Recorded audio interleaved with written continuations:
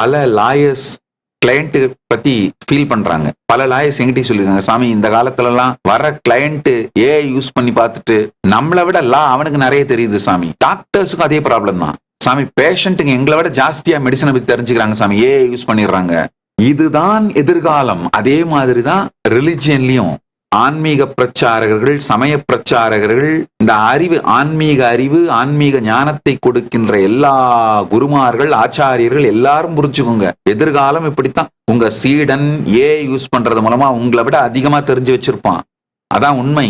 நீங்க சொல்றத ஏஐல cross verify பண்ணி பார்த்துட்டு அதுக்கப்புறம் தான் அவன் எதை யூஸ் பண்ண போறது, எதை அப்ளை பண்ண போறான்னு முடிவு பண்ண போறான். ஏற்கனவே 77% of the devices being used in the world have some form of AI.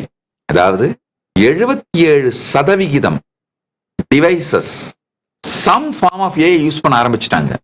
90% நிறுவனங்கள் காம்படிட்டிவ் அட்வான்டேஜ்க்கு AI யூஸ் பண்ண ஆரம்பிச்சிட்டாங்க.